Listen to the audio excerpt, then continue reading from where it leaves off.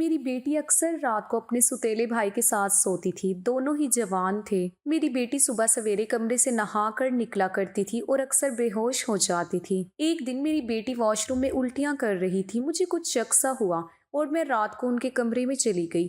अचानक दरवाजा खोला तो मेरा दिल फट गया। मेरा सुतेला बेटा और बेटी बेड पर एक साथ। मैं शादी के तीसरे साल ही बेवा हो गई थी। उस वक्त मेरी उम्र 20 साल थी, क्योंकि मेरे माँ बाप ने मेरी शादी 17 साल की उम्र में ही कर दी थी। मैं अपने माँ बाप की इकलौती बेटी थी, मगर मुझे ऐसा लगता है कि मैं उन पर एक बहुत बड़ा बोझ थी। मेरे पैदा होने के बाद मेरी माँ फिर से औलाद की खुशी न देख पाई थी और मेरे वालिद को बेटे की बहुत ख्वाहिश थी, मगर वो कुछ खानदानी सख्तियों की वजह से दूसरी शादी ना कर सके। बस इसी वजह से वो मुझे दिल से प्यार नहीं करते थे, हर वक्त मुझसे सख्ती से बात करते और इसी वजह से उन्होंने मेरी शादी बहुत जल्द कर दी थी। मेरा शोहर प्राइवेट इदारे में काम करता था। हमारी 2 साल की बेटी भी थी, मगर एक दिन ऑफिस से आते हुए उनका एक्सीडेंट हुआ और वो मौके पर ही दम तोड़ गया। वो दिन मेरे लिए किसी कयामत से कम ना था। इद्दत पूरी होने के बाद मेरे सास ससुर ने मुझे वालदैन के घर भेज दिया। शायद वो भी मुझे अच्छा नहीं समझते थे, क्योंकि उनके ख्याल से मैं एक मनहूस औरत थी। खैर, मैं चुप करके अपने वालदैन के घर आ गई। मेरे वालदैन तो मुझे पहले ही बोझ समझते थे। मैं अपनी बेटी को सीने से लगाकर बहुत रोती। बिल आखिर मेरे बाप ने मेरी दूसरी शादी करवा दी, एक ऐसे शख्स से जिसका पहले से ही एक बेटा था और मेरी एक बेटी थी। हम दोनों एक जैसे थे, इसीलिए हमारी शादी हो गई, वरना मुझे रिश्ता भी ना मिलता। उसका बेटा मेरी बेटी से 2 साल छोटा था। उसके बेटे का नाम अरहम था और मेरी बेटी का नाम अलीज़ा था। हम लोग साथ रहने लगे और वक्त इसी तरह गुजरने लगा। अलीज़ा 17 साल की हो गई और अरहम 15 साल का। जब अरहम के वालिद साहब इस दुनिया से चले गए, यानी कि मेरा दूसरा शोहर भी फोत हो गया। उनकी तबीयत बड़ी ख़राब रहती थी, इसलिए उनकी बीमारी के साथ ही इस तरह गुजर बसर हो रहा था। घर हमारा था, इसलिए किराए की टेंशन नहीं थी। एक दिन हम सब सो रहे थे कि बहुत ही ज़ोर से आवाज़ आई। मेरा तो दिल फट गया। मैं बुरी तरह डर गई। मैंने देखा ये तो अरहम के कमरे से आवाज़ आई थी और उसके कमरे की छत गिर चुकी थी। मैं बुरी तरह घबरा गई कि कहीं अरहम भी तो छत के नीचे नहीं आ गया। वो तो मेरे शोहर की आखिरी निशानी थी। मैं भागकर उसकी तरफ गई तो वो वहाँ नहीं था और शायद बाथरूम में जाने के लिए उठा था और शायद इस तरह उसकी जान बच गई थी, क्योंकि उसके कमरे की छत गिर गई थी। मैंने अल्लाह ताला का शुक्र अदा किया, लेकिन अब हमारे पास इतने पैसे नहीं थे कि हम दोबारा से छत डलवा सकते। कमरे का तो कबाड़ बन गया था, सारी छत गिर चुकी थी और बस उसको उसी हाल पर छोड़ दिया। उसके बाद मैंने अपने लिए बिस्तर किचन में डाल दिया और कमरे में दोनों बच्चों को सोने के लिए कह दिया, क्योंकि बाहर तो बहुत सर्दी थी और बाहर कोई सो नहीं सकता था और कमरे में एक बेड और एक चारपाई थी। 2 लोग भी बड़ी मुश्किल से सो पाते। अब वो दोनों कमरे में सो जाते थे। मजबूरी थी, क्या करते। एक कमरे में मेरे शोहर ने तो दुकान डाल के दी थी। घर में 3 ही तो कमरे थे। यूं तो हम 3 लोगों के हिसाब से कमरे मुनासिब थे, लेकिन एक दुकान के लिए कमरा भी जरूरी था। अब मजबूरी थी, क्या कर सकते थे, गुजारा तो करना ही था। एक दिन मेरा बेटा बेटी के कमरे में सोया तो सुबह सुबह कुछ ऐसा हुआ कि मैं हैरान रह गई। अरहम तो उठकर नाश्ता करने भी बैठ गया, मगर अलीज़ा अभी तक जाग ही नहीं रही थी। लेकिन वो इतनी देर तक तो कभी भी नहीं सोई थी। उसकी आदत थी कि वो सुबह जल्दी जाग जाया करती थी। उसको आवाज़ दी तो वो उठ नहीं रही थी। थोड़ी देर के बाद मैंने उसे चेक किया, पता चला कि वो बेहोश हो चुकी है। मैं बुरी तरह घबरा गई कि क्या हो गया है इसको। मैंने फौरन अरहम को आवाज़ दी और उसको कहा कि मोहल्ले वाले डॉक्टर को बुलाकर लाओ। डॉक्टर आया तो उसने यही कहा कि काफ़ी कमज़ोरी की वजह से बच्ची बेहोश हो गई है, खून की भी कमी है, कोई भारी काम ना करवाएं इससे, बस आराम करवाएं और फल दूध वगैरह खिलाएं पिलाएं, ठीक हो जाएगी। जब बेटी को होश आया तो मैंने पूछा क्या हुआ, तो कहने लगी कि बस ऐसे ही बैठे बैठे बेहोश हो गई थी। मैंने अपनी बेटी को कहा कि तुम आराम करो, मैं तुम्हारे लिए नाश्ता बनाकर लाती हूँ। जब मैं नाश्ता बनाकर कमरे में वापस आई तो वो कमरे में नहीं थे और कमरे के बिस्तर पर चादर भी नहीं थी। मैंने बाहर जाकर देखा तो वो उसी चादर को बैठकर धो रही थी। मैंने कहा कि अभी अभी तुझे होश आया है और तू यहाँ बैठकर काम कर रही है। डॉक्टर ने कहा है कि आराम करना है, कुछ खाएगी पिएगी तो ठीक हो जाएगी, चल उठ जा यहाँ से। تو وہ کہنے لگی کہ نہیں، مجھے یہ چادر لازمی دھونی ہے، بستر پر بچھانے کے لیے ایک ہی چادر ہے ہمارے پاس۔ میں نے کہا کہ اچانک سے چادر دھونے کا بھوت کہاں سے سوار ہو گیا تیرے سر پر؟ اتنی تو چادر گندی نہیں تھی، چھوڑ دے اس کو، میں خود دھو دوں گی۔ لیکن میری بیٹی نے میری بات نہ مانی اور چادر کو دھو کر تار پر پھیلا کر اس کے بعد ہی ناشتہ کیا، پھر تھوڑی دیر کے لیے سو گئی۔ ارحم تو کام پر چلا گیا، اس کو میں نے صرف میٹرک تک ہی پڑھائی کروائی تھی اور وہ ایک جوتوں کی دکان پر کام کیا کرتا تھا۔ گھر میں کریانے کی دکان میں خود ہی چلاتی تھی، ویسے بھی اس دکان میں زیادہ تر خرچے ہی آتے تھے۔ دن اسی طرح گزر گیا۔ اس روز ارحم نے کہا کہ میں کھانا کھا کے آیا ہوں اور وہ دیر سے آیا تھا۔ علیزہ پہلے ہی کمرے میں جا کر سو چکی تھی اور وہ بھی جا کر کمرے میں سو گیا۔ میں نے کچن میں چارپائی ڈالی تھی، جگہ بدلنے کی وجہ سے نیند نہیں آ رہی تھی، اپنے شوہر کو یاد کر رہی تھی۔ میرا دوسرا شوہر بہت اچھا تھا، میرا بہت خیال رکھتا تھا، اس نے کبھی مجھے میری پچھلی شادی کا تانا نہیں دیا تھا۔ میری بیٹی کو وہ ہمیشہ اپنی بیٹی سمجھتا تھا اور میں نے بھی ارحم کو کبھی یہ نہیں بتایا کہ وہ میرا سوتیلا بیٹا ہے۔ اس نے بھی اپنے حصے کا پیار مجھ سے لے لیا، ویسے بھی اب ہمیں اسی کا سہارا تھا۔ وہ اس گھر میں مرد تھا، ورنہ ہم دو عورتیں کہاں جاتی۔ کام بھی اچھے طریقے سے کر رہا تھا۔ میں نے اسے کہا کہ اپنے آگے کی پڑھائی پرائیویٹ کر لو، کیونکہ اگر اس کے پاس کوئی اچھی ڈگری ہوگی تو کوئی اچھی نوکری مل جائے گی۔ وہ میری ہر بات مان لیتا تھا، لیکن اگلے دن پھر کچھ ایسا ہوا کہ میں حیران رہ گئی۔ علیزہ پھر سے بے ہوش ہو چکی تھی اور اس بار تو اس کی شکل دیکھ کر لگ رہا تھا کہ جیسے اس کے جسم سے سارا خون ہی کھینچ لیا گیا ہے، بالکل پیلی پڑ گئی تھی۔ میں نے پھر سے ڈاکٹر کو بلایا اور ڈاکٹر نے وہی بات کہی کہ میں نے آرام کرنے کو کہا تھا۔ اس کو کھانے میں کیا کھلایا تھا؟ میں نے ساری تفصیل بتائی۔ میں نے کہا کہ یخنی بنا کر دی تھی اور پھل فروٹ بھی کھلائے تھے، پورا دن کوئی کام بھی نہیں کیا۔ تو ڈاکٹر نے کہا پھر دوبارہ سے کیسے اتنی کمزوری ہو گئی؟ آپ اس بات کو سیریس نہیں لیں گے تو آپ کی بیٹی کی جان کو بھی خطرہ ہو سکتا ہے، کیونکہ اس طرح سے اچانک بے ہوش ہو جانا اور کئی گھنٹے تک بے ہوش رہنا کوئی معمولی بات نہیں ہے۔ ڈاکٹر نے سختی سے تلقین کی اور وہ وہاں سے چلا گیا۔ میں نے بھی اپنی بیٹی کو جب ہوش میں دیکھا تو اس سے کہا کہ تو نے اب پھر سے کوئی کام کیا تو مجھ سے برا کوئی نہیں ہوگا، لیکن تھوڑی دیر بعد یہ دیکھ کر میں حیران رہ گئی کہ وہ پھر سے چادر کو دھو رہی تھی۔ اس دفعہ تو میں اسے دور سے دیکھ کر حیران رہ گئی، کیونکہ جو بھی وہ کر رہی تھی اسے سب کچھ معلوم تھا۔ وہ بے ہوشی سے اٹھ کر چادر کو کیوں دھونا شروع کر دیتی تھی؟ یہ سب کچھ کیا ہو رہا تھا؟ اور وہ تب سے بے ہوش ہو رہی تھی جب سے میرے بیٹے نے اس کے کمرے میں سونا شروع کیا تھا۔ میرا بیٹا اس کے لیے غیر محرم تھا، لیکن بچپن سے دونوں ایک ساتھ بڑے ہوئے تھے۔ ان دونوں میں تو بہن بھائیوں سے بھی زیادہ محبت تھی۔ پھر ایسا کیا ہو رہا تھا کہ میری بیٹی کی طبیعت دن بدن خراب ہوتی جا رہی تھی؟ وہ جوان لڑکی تھی، ابھی تو اس کی شادی بھی نہیں ہوئی تھی۔ جوانی میں تو عورت میں بہت طاقت ہوتی ہے۔ عورت تو کمزور تب ہوتی ہے جب وہ بچے پیدا کرتی ہے، تو اس کے اندر بالکل بھی طاقت نہیں رہتی۔ لیکن جوان لڑکیاں یوں بے ہوش ہونے لگیں تو یہ تو کوئی نارمل بات نہیں تھی۔ اس نے چادر دھو کر تار پر پھیلا دی۔ وہ آس پاس بھی اسے دیکھ رہی تھی کہ جیسے میں نے اسے دیکھا تو نہیں ہے۔ میں کچن میں کھڑی یہ سب کچھ دیکھ رہی تھی۔ میں نے بھی اس کو جتایا نہیں، لیکن میری بیٹی کر کیا رہی تھی؟ وہ پھر سے بستر پر لیٹ گئی اور اس نے اپنے اوپر لینے والی چادر اوڑھ لی تاکہ مجھے پتہ نہ چلے نیچے والی چادر ہے یا نہیں۔ میں نے اس کو ناشتہ کروایا اور دوائی دی۔ دکان اچھی نہیں چل رہی تھی۔ ہماری دکان پر کوئی بڑا گاہک نہیں آتا تھا، صرف بچے ہی گولیاں ٹافیاں لینے آتے تھے جو 5-10 روپے دے کر چلے جاتے۔ اس طرح سے تو کام چلنے والا نہیں تھا۔ میں بہت پریشان تھی، لیکن یہ بات اپنے بچوں کو نہیں بتاتی تھی اور ارحم کو تو ان چیزوں کے متعلق کچھ بھی نہیں بتایا، کیونکہ وہ پہلے ہی نوکری کر رہا تھا۔ اب اگر ایسے میں یہ بات بھی بتاتی تو وہ اور بھی زیادہ پریشان ہو جاتا، لیکن میں خود بہت پریشان تھی۔ اوپر سے ڈاکٹر نے کہا تھا کہ بیٹی کو اچھی چیزیں کھلائیں، گھر میں تو دال روٹی کے پیسے بھی پورے نہیں ہو رہے تھے۔ لیکن ایک دن کچھ بہت ہی عجیب ہوا۔ میں نے اپنے بیٹے اور بیٹی کو کچھ ایسی باتیں کرتے سنا جن کی مجھے بالکل بھی سمجھ نہیں آئی۔ میرے بیٹے نے کہا کہ تم نے تو ابھی سے اپنی طبیعت خراب کر لی ہے، اس طرح تو نہیں چلے گا۔ اگر تمہیں اتنا مسئلہ ہو رہا ہے تو پھر ہم یہ سب نہیں کر سکتے۔ میری بیٹی نے کہا کہ نہیں، مجھے یہ کام کرنا ہے، اسی طرح کے موقع بار بار نہیں ملتے، اور مجھے کیا پتا تھا کہ میرے ساتھ یہ سب کچھ ہو جائے گا۔ مجھے تو پتا ہی نہیں تھا کہ میرے اندر اتنی بھی جان نہیں ہے۔ میرے بیٹے نے کہا کہ اب تو تمہیں پتا ہے نا، تمہاری زندگی کو داؤ پر نہیں لگا سکتے۔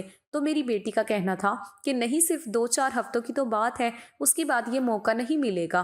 کیا ہو رہا تھا یہ سب کچھ؟ مجھے ان کی باتوں کی کچھ سمجھ نہیں آ رہی تھی۔ ایک دن تو یہ منظر دیکھ کر میں حیران رہ گئی۔ صبح صبح ہی میری بیٹی نے چادر کو پھر سے دھو کر دیوار پر ڈالا ہوا تھا اور وہ ایک طرف کھڑی ہو کر الٹیاں کر رہی تھی۔ میں نے کہا کہ کیا ہو گیا ہے تمہیں؟ تو کہنے لگی کہ اچانک سے میرا دل خراب ہو گیا۔ میں نے کہا کہ کیا مطلب ہے اس بات کا کہ دل خراب ہو گیا تمہارا؟ کیا کھا رہی ہو تم ایسا؟ اور چادر کو بار بار کیوں دھوتی ہو؟ کیا چھپا رہی ہو تم؟ اگر مجھے پتا چلا کہ تم نے ایسی ویسی کوئی حرکت کی ہے جس سے میری اور تمہاری باپ کی عزت داؤ پر لگ گئی تو میں تمہیں کبھی معاف نہیں کروں گی۔ میری بیٹی حیران رہ گئی۔ اس نے کہا امی آپ کس طرح کی باتیں کر رہی ہیں؟ لگتا ہے آپ نے کوئی فلم دیکھی ہے یا کوئی ڈرامہ دیکھا ہے یا پھر کسی نے آپ کے کان بھرے ہیں جو اس طرح کی باتیں کر رہی ہیں۔ میں ایسا کیوں کروں گی؟ اور اگر میں نے اس چادر کو دھویا ہے تو کیا ہوا؟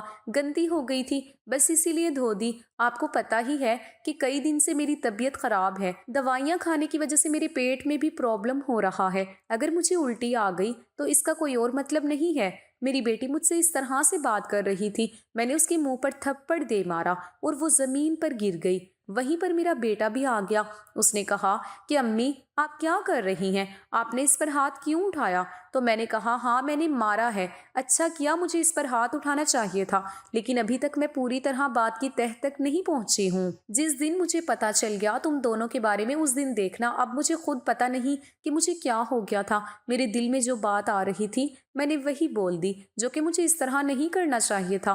رات کو اچانک میری آنکھ کھلی اور میں نے دیکھا کہ میرے بچوں کے کمرے کی لائٹ آن تھی اور میں یہ سوچ کر پریشان ہو گئی کہ اس وقت وہ کیا کر رہے تھے۔ ان کو تو اس ٹائم سو جانا چاہیے تھا اور وہ دونوں مجھ سے تو شام کو کہہ رہے تھے کہ آج ہم جلدی سو جائیں گے۔ میں جب کمرے کے قریب گئی تو وہ نہ صرف جاگ رہے تھے بلکہ باتیں بھی کر رہے تھے۔ اسی بات پر بہت زیادہ خوش ہو رہے تھے۔ میرا بیٹا کہہ رہا تھا کہ تم بہت خوش قسمت ہو، تو بیٹی کہنے لگی کہ ہاں خوش قسمت ہوں، لیکن ابھی کل پھر میری طبیعت خراب ہو جائے گی۔ امی کو پریشان دیکھ کر اچھا نہیں لگ رہا ہے، کب تک ان سے جھوٹ بولیں گے؟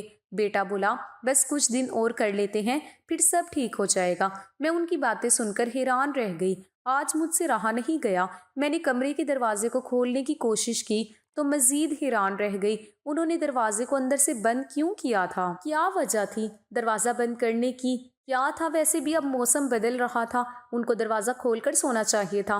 میں نے دروازے پر بار بار دستک دینا شروع کر دی، لیکن اس طرح سے دستک دینے کے باوجود بھی ان لوگوں نے دروازہ کھولنے میں آدھا گھنٹہ لگا دیا۔ اور اس کے بعد جو میں نے کمرے میں دیکھا تو ان کے علاوہ کوئی بھی نہیں تھا، اور وہ دونوں ایسی شکل بنا کر بیٹھے تھے کہ جیسے نیند سے جاگے ہیں۔ میں نے کہا کہ جھوٹ نہیں بولا کرو، تم لوگ جاگ رہے تھے اور باتیں کر رہے تھے۔ انہوں نے کہا کہ ہم کیوں اس ٹائم جاگیں گے اور باتیں کیوں کریں گے؟ ہمارا کون سا کل پیپر ہے جو ہم تیاری کر رہے تھے؟ ہم لوگ تو سو رہے تھے۔ مجھے ان دونوں کی حرکتیں سمجھ نہیں آ رہی تھی۔ میرے پاس بولنے کے لیے کوئی بات ہی نہیں تھی، کیونکہ وہ دونوں تو ایسے ہی بیٹھے تھے جیسے نیند سے جاگے ہیں۔ اس کے بعد میں نے ان کو کچھ نہیں کہا اور وہاں سے چلی گئی، لیکن میں سمجھی تھی کہ کوئی نہ کوئی گڑبڑ ضرور ہے۔ میں یہ دیکھ کر حیران رہ گئی کہ ایک دن میری بیٹی کے بازو پر نیل کے نشان بھی تھے، یہ تو زخم کے نشان تھے۔ کچھ سمجھ نہیں آ رہی تھی کہ اسے کیا لگا تھا۔ میں نے اس سے پوچھا تو اس نے کہا کہ چھری لگی ہے، لیکن چھری انگلی پر لگتی ہے،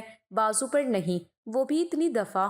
میری بیٹی مجھ سے کوئی نہ کوئی بات چھپا رہی تھی، کبھی بے ہوش ہو جاتی تھی، کبھی اس کے جسم پر عجیب و غریب قسم کے نشان ہوتے تھے، اور کبھی اٹھ کر اپنے بیڈ کی چادر دھونے لگ جاتی تھی اور مجھے کمرے میں جانے بھی نہیں دیتی تھی۔ میرا دماغ جس طرف جا رہا تھا میں ویسے سوچنا نہیں چاہتی تھی۔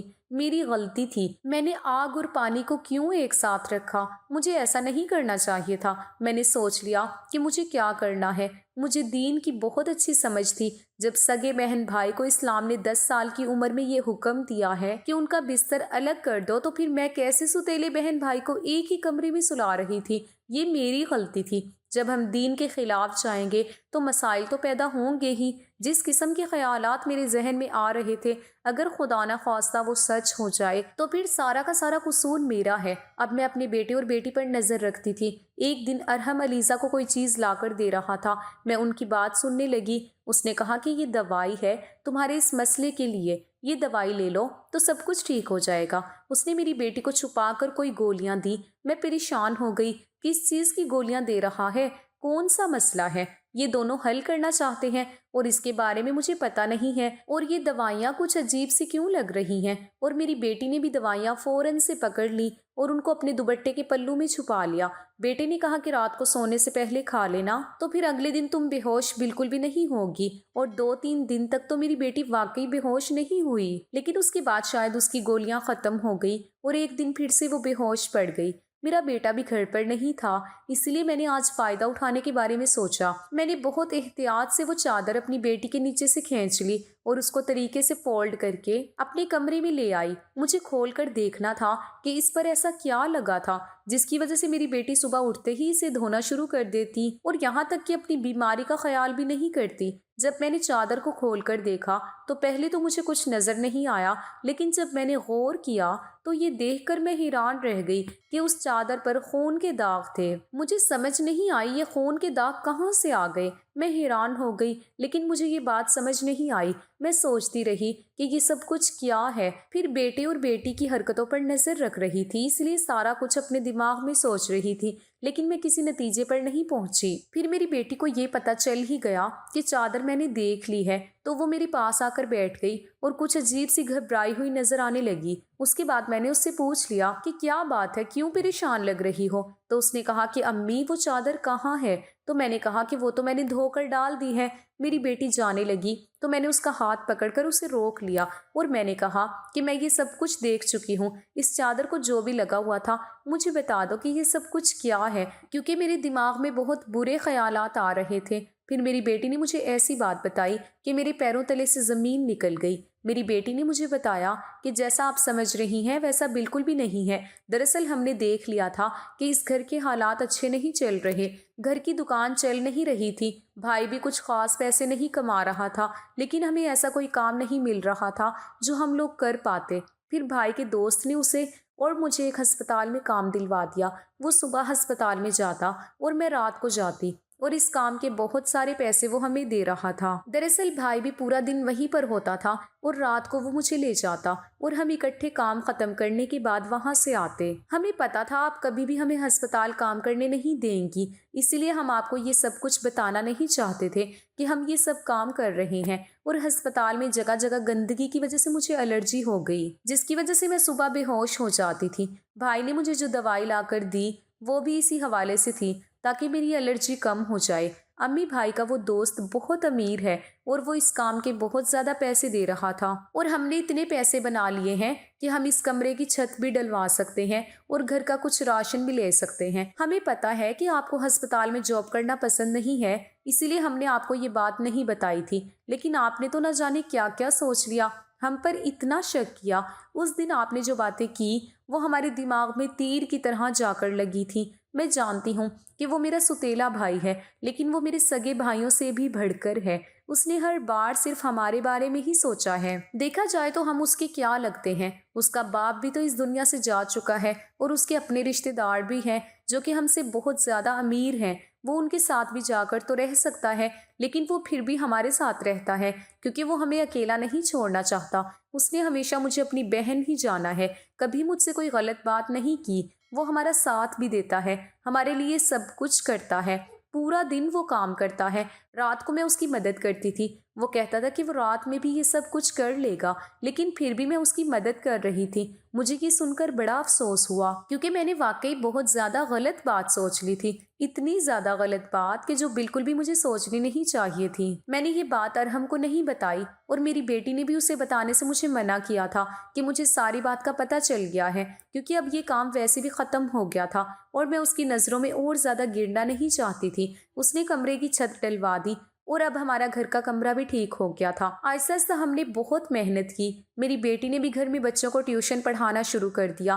ہمارے حالات پہلے سے بہتر ہونے لگے، آہستہ آہستہ اتنے بہتر ہو گئے کہ ہمارے گھر میں کوئی تنگی نہیں رہی تھی۔ میرے ساتھ زندگی نے بہت برا کیا، لیکن اچھا یہ کیا کہ مجھے بہت زیادہ نیک اولاد دی، چاہے وہ اولاد میری اپنی تھی یا پرائی۔ میرے دونوں بچے ہی ماشاءاللہ بہت زیادہ نیک اور محنتی ہیں، اس بات کو سمجھتے ہیں۔ ابھی ان کی محنت کے دن ہیں ہاتھ پر ہاتھ رکھ کر نہیں بیٹھ سکتے کیونکہ ان کے سر پر باپ نہیں ہے اور میں بھی کچھ خاص کر نہیں سکتی۔ ان کو اس بات کا احساس ہے اور یہ واقعی بہت بڑی بات ہے۔ اللہ کا شکر ہے کہ اب سب کچھ ٹھیک ہے۔ شکر ہے خدا کا کہ وہ سب نہیں ہوا جو میں سوچ رہی تھی، لیکن ایسا ہو بھی سکتا تھا۔ اگر ایسا ہوتا تو میں کہاں جاتی؟ بس آخر میں اتنا کہنا چاہوں گی کہ جو خدا کا حکم ہے وہی حکم ہمیں بجا لانا چاہیے۔ میرے بچے سمجھدار ہیں اور ان کے دل میں ایسی کوئی بات نہیں ہے، لیکن پھر بھی میں ایسی ماؤں کو نصیحت کروں گی کہ اس معاملے میں سخت احتیاط کریں اور وہ غلطی نہ کریں